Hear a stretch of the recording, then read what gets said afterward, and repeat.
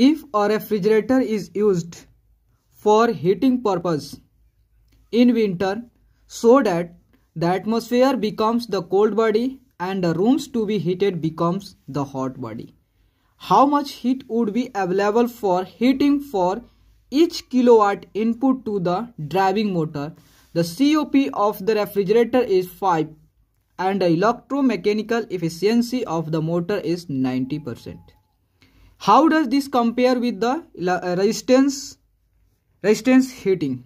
देखो क्या क्या हो रहा है, एक रेफ्रिजरेटर है, उस चार्ज अब क्या हो रहा है कि आपका एक रेफ्रिजरेटर है, अब उस रेफ्रिजरेटर को ठंडे को दिनों में हम लोग रूम को गर्म करने के लिए हम चाहते हैं उसका यूज करें।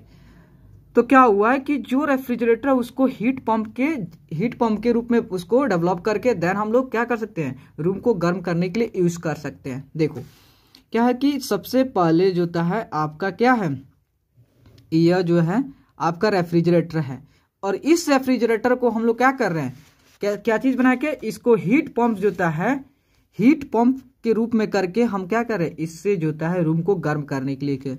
सपोज जो है आपका यह क्या है, रूम है, ठीक है, रूम है, और जो है आपका जो है यह जो था आपका एटमॉस्फेयर है, ठीक है, यह रूम है और एटमॉस्फेयर है।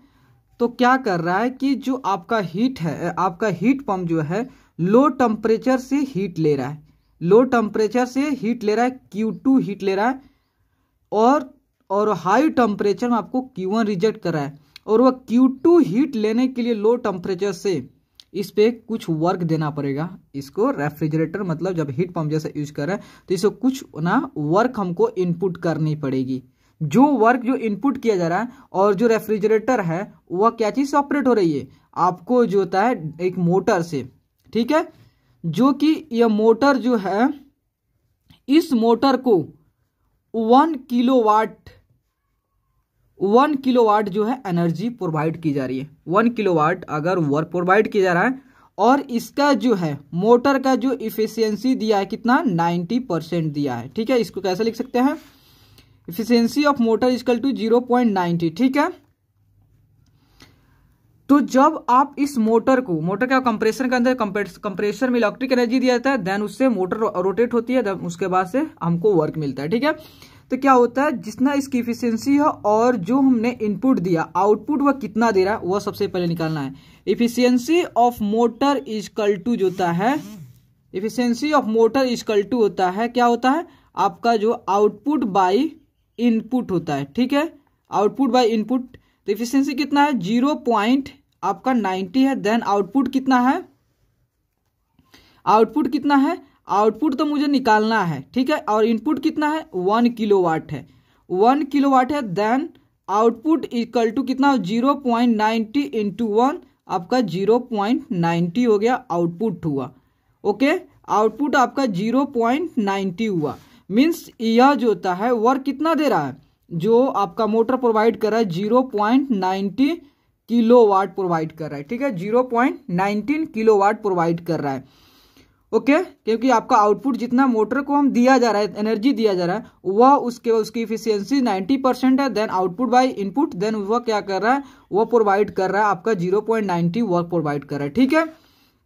देखो अब COP जो होता है आपका, COP रेफ्रिजरेटर दिया है 5 दिया है, ठीक है, COP रेफ्रिजरेटर 5 दिया है, तो मुझे क्या करना है, COP ऑफ HP निकालना है, क्योंकि अब इसे हम हीट पंप जैसा यूज कर रहे हैं। तो COP ऑफ HP होता है जो COP ऑफ रेफ्रिजरेटर +1, तो COP रेफ्रिजरेटर आपका 5 है, देन 5 + 1 = 6 हो गया, मतलब COP ऑफ जो HP हुआ कितना हो गया आपका जो है 6 हो गया। जब COP ऑफ HP 6 हुआ तो COP इक्वल टू फार्मूला होता है आपका HP का, एक और होता है, क्या होता है आपका जो Q1 बाई जो होता है वर्क जो उसको दिया जा रहा है, जो इनपुट दी जा रही है, ठीक है। तो COP कितना आपका 6 है इंटू Q1 बाई W, तो W कितना है, W जो आपका है, W अभी निकाले 0.90 है, 0.90, देन Q1 की वैल्यू हो गया 6 इंटू 0.90, देन कितना होगा 5.4 किलोवाट हो गया, 5.4 Q1। मतलब जो होता है अगर आप जो मोटर है मोटर को 1 किलोवाट अगर आप एनर्जी दे रहे हो तो आपको मोटर जो है हीट पंप कितना आपको हीट दे रहा है, अगर इतना आप 1 किलोवाट वर्क दे रहे हैं तो आपको हीट मिल रहा है 5.4 किलोवाट आपको हीट मिल रहा है। ठीक है, ओके, इतना आपको हीट मिला है। तो वही अब मुझसे कह रहा है कि आप इसका कंपेयर कीजिए इलेक्ट्रिक रेजिस्टेंस का। ठीक है, देखिए, और वही जो है आपका यह क्या है, इलेक्ट्रिक रेजिस्टेंस है। ठीक है, इलेक्ट्रिक जो है रेजिस्टेंस है। ठीक है, इलेक्ट्रिक रेजिस्टेंस है। जब इलेक्ट्रिक रेजिस्टेंस को आप 1 किलोवाट दे रहे हो, 1 किलोवाट आप वर्क पावर प्रोवाइड कर रहे हो, तो जो इलेक्ट्रिक रेजिस्टेंस है वह आपको कितना प्रोवाइड करेगा एट स्टेडी स्टेट पे, कितना प्रोवाइड करेगा, 1 किलोवाट ही आपको जो है हीट रेट जो प्रोवाइड करेगा।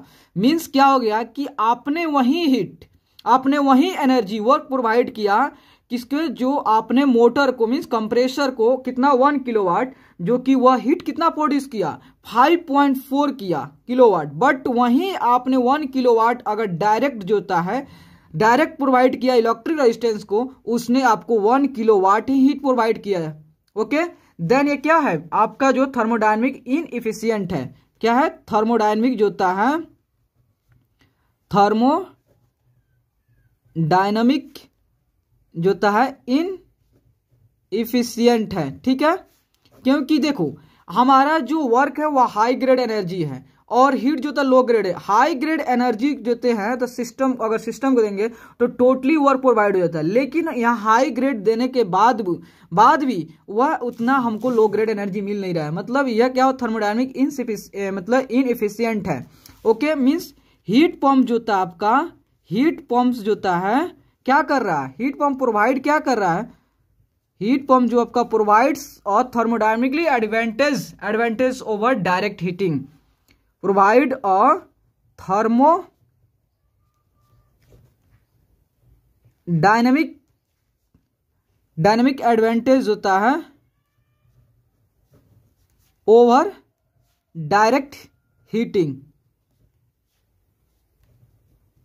ओके, मतलब वहीं आप हीट जो दे रहे हैं किस रूप में, आपको मोटर को दे रहे हैं, कंप्रेसर को दे रहे हैं, तो आपको हीट कितना मिल रहा है, आपको वर्क दे रहा है। जब आप 1 किलोवाट दे रहे हैं तो आपको एनर्जी मिल रहा है, आपको हीट मिल रहा है 5.4 किलोवाट। बट वहीं आप जो इलेक्ट्रिक रेजिस्टेंस को डायरेक्ट वर्क प्रोवाइड कर रहे हैं 1 किलोवाट, देन वह कितना आपको प्रोवाइड कर रहा है, हीट 1 किलोवाट ही प्रोवाइड कर रहा है। देन हम कह सकते हैं क्या है, यह थर्मोडायनेमिकली इनएफिशिएंट है। मतलब जो हीट पंप जो होता है वह ज्यादा इफिशियंट है किससे, आपका over electric resistance. Okay, thank you. अगर प्लीज वीडियो अच्छा लगे देन लाइक एंड सब्सक्राइब जरूर कीजिएगा।